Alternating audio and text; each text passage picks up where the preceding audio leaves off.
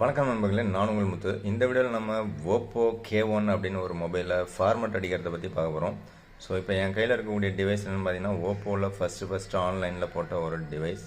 அதுவும் ஆன்லைனில் first in display fingerprint ஸ்கேனரில் கொடுத்த ஒரு டிவைஸ். ஸோ இன்டிஸ்பிளே ஃபிங்கர் பிரிண்ட்டில் ஃபஸ்ட்டு வந்த ஓப்போ டிவைஸ்ன்னு சொல்லலாம். ஸோ அப்படி பார்த்தீங்கன்னா ஒரு சூப்பர் மொபைல் டிஸ்பிளே கொடுத்து ஒரு அஃபோர்டபுளான ப்ரைஸில் இந்த மொபைல் லான்ச் பண்ணாங்க. ஸோ இந்த மொபைலில் இப்போ எப்படி ஃபார்மட் அடிக்கிறதுன்னு அப்படின்னு பார்க்கலாம். ஸோ இந்த ஓப்போ K1 டிவைஸில் பார்த்தீங்க அப்படின்னா உங்களுக்கு ஆண்ட்ராய்டு வெர்ஷன் 9, அதாவது ஆண்ட்ராய்டு பை தான் இருக்குது.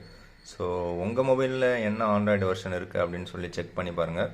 அது என்னங்கிறத கமெண்ட் செக்ஷனில் சொல்லுங்கள். ஒருவேளை நீங்கள் ஆண்ட்ராய்டு பை யூஸ் பண்ணுறீங்க அப்படின்னா உங்களோட யூசர் எக்ஸ்பீரியன்ஸ் எப்படி இருக்குன்னு கமெண்ட்ஸில் சொல்லுங்கள்.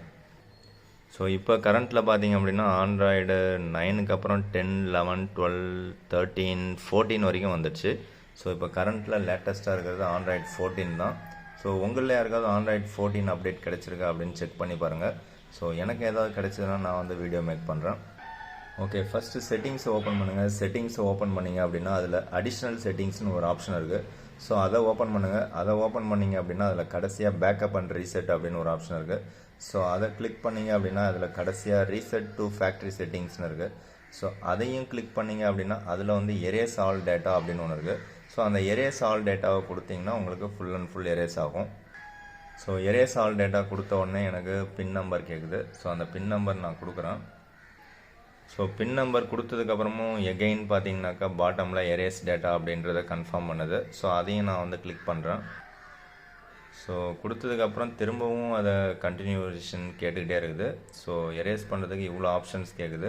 ஸோ ஒரு வழியாக எல்லாத்தையுமே நான் கொடுத்து முடிச்சதுக்கப்புறம் பார்த்தீங்க அப்படின்னா ஸோ இப்போ எரேஸ் ஆகிட்டுருக்குது. ஸோ இந்த ப்ராசஸ் நடக்கும்போது உங்களுடைய மொபைலை டிஸ்டர்ப் பண்ணாதீங்க. ஸோ எந்த ஒரு பவர் பட்டன், வால்யூம் பட்டன்ஸ் எதையும் ப்ரெஸ் பண்ணாதீங்க, அப்படியே விட்டுருங்க. ஆட்டோமேட்டிக்காக அந்த ப்ராசஸ்லாம் நடந்து முடிஞ்சிடும். அதே மாதிரி உங்களுக்கு பேட்ரி பர்சன்டேஜ் கொஞ்சம் அதிகமாக வச்சுங்க. அதுவும் பழைய மொபைல்லாம் நீங்கள் வந்து ஃபார்மட் அடிக்கும்போது டைம் எடுக்கிறதுக்கான வாய்ப்புகள் இருக்குது. ஸோ அதனால் எப்படி பார்த்தாலும் சில மொபைல்ஸ்லாம் வந்து டக்குன்னு ஃபாஸ்ட்டாக முடிஞ்சிடும். ஒரு சில மொபைல்ஸ்லாம் பார்த்தீங்கன்னா மேபி ஒரு ½ அன் ஹவர் கூட டைம் எடுக்கலாம். ஸோ அதனால் நீங்கள் எந்த ஒரு பட்டனையும் ப்ரெஸ் பண்ணாதீங்க.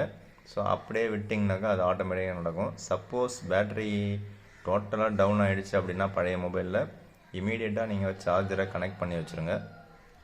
ஸோ இப்போ எனக்கு வைப்பிங் ப்ளீஸ் வெயிட் அப்படின்னு வந்தது. திரும்பவும் அந்த போயிடுச்சு. ஸோ எகெயின் திரும்ப பூட் ஆகுது. ஸோ ஓப்போவில் இந்த மாதிரி ஆன்லைன் மொபைல்ஸ்லாம் இப்போ வரதில்லை. அதுக்கு பதில் ஓப்போக்கு பதில் ரியல்மியில் கொடுக்குறாங்க. பட் ரியல்மியில் ஸ்டார்டிங்கில் உங்களுக்கு ப்ரைஸ் கம்மியாக கொடுத்தாங்க. இப்போ எல்லாமே ப்ரைஸ் அதிகமாக இருக்குது. ஸோ இந்த ஓப்போவில் கொடுத்தாங்கன்னா நல்லாயிருக்கும். ஓப்போவில் திரும்பவும் இந்த K சீரீஸ் கொடுத்தா நல்லாயிருக்கும் அப்படின்னு நான் நினைக்கிறேன். நீங்கள் என்ன நினைக்கிறீங்க அப்படின்னு கமெண்ட்ஸில் சொல்லுங்கள். ஸோ ஒரு வழியாக எரேஸ் ஆல் டேட்டா எல்லாம் முடிஞ்சிட்டு திரும்பவும் பூட் ஆகுது. ஸோ பூட் ஆகும்போது உங்களுக்கு செலக்ட் லாங்குவேஜ் கேட்குது. ஸோ சில டேர்ம்ஸ்லாம் கேட்குது. ஸோ அந்த டேர்ம்ஸ்லாம் கொடுத்தா தான் கண்டினியூ ஆகுமா இல்லை எல்லாத்தையும் டிசேபிள் பண்ணலாமான்னு செக் பண்ணிவிடுவோம். ஸோ டிசேபிள் பண்ணால் ஒர்க் ஆகலை. ஸோ ஃபஸ்ட்டு டேர்ம் மட்டும்தான் I agree to user agreement கேட்குது. மற்றதெல்லாம் நமக்கு தேவையில்லை அப்படின்னு நினைக்கிறேன். ஸோ அதனால் அப்படியே நம்ம கண்டினியூ கொடுக்குறோம். ஸோ திரும்ப நமக்கு வைஃபை கனெக்ஷன் இல்லை ஏதாவது கேட்குது. ஸோ அதெல்லாம் ஸ்கிப்பு கொடுத்துட்றோம். ஸோ ஸ்கிப் பண்ணிட்டோம் அப்படின்னா திரும்ப கண்டினியூ கொடுக்குறோம். ஸோ திரும்பவும் கூகுள் சர்வீசஸ் இருக்குது. ஸோ இது எல்லாமே நம்ம அக்செப்ட் பண்ணி தான் ஆகணும். ஸோ திரும்பவும் ஒரு சிலது கேட்குது, ஃபிங்கர் பிரிண்ட், பாஸ்வேர்டு. ஸோ அதையும் ஸ்கிப் பண்ணிடுறோம். So again and again skipping தான் கேட்டுட்ருக்குது. ஓகே, சாஃப்ட்வேர் அப்டேட் கேட்குது. ஸோ அது வந்து ஆட்டோ அப்டேட்டை நான் டிசேபிள் பண்ணிடுறேன். டிசேபிள் பண்ணிவிட்டு கண்டினியூ கொடுக்குறேன். ஸோ அதில் அடுத்தது 2 ஆப்ஷன் கேட்குது, import data from old phone and set a new Oppo phone. So நான் வந்து நியூ ஓப்போ ஃபோன் கொடுக்குறேன். ஸோ அதுலேயும் சிலதெல்லாம் கேட்குது. ஸோ அது எல்லாமே டிசேபிள் பண்ணி ஸ்கிப் பண்ணிவிட்டு போயிடுறேன் நான் ஆப் மார்க்கெட்டை. ஸோ ஆப் மார்க்கெட்டை டிசேபிள் பண்ணாலும் டிசேபிள் ஆகிட்டு வருதான்னு தெரியல. கலர் ஒயர் 6 அப்படின்னு காமிக்குது. ஸோ ஒரு வழியாக ஸ்டார்ட் ஆகிடுச்சு. ஸோ என்ன தான் ஸ்டார்ட் ஆனாலும் உள்ளே ஒரு சில ப்ளோட்வேர்ஸ்லாம் இருக்கிறதுக்கான வாய்ப்புகள் இருக்குது அப்படின்னு நினைக்கிறேன். So get started. So time எடுக்குது. திரும்பவும் ஏதோ அக்ரிமெண்ட்லாம் கேட்குது. ஓகே, ஒரு வழியாக பார்த்தீங்க அப்படின்னா இந்த ஓப்போ டிவைஸ் ஸோ புது மொபைலாக மாறிடுச்சு. ஸோ செட்டிங்ஸை ஓப்பன் பண்ணுறோம். ஸோ இருக்கக்கூடிய 64 ஜிபியில் எவ்வளோ ஜிபி நமக்கு கிடைக்குது அப்படின்னு செக் பண்ணி பார்த்துருவோம்.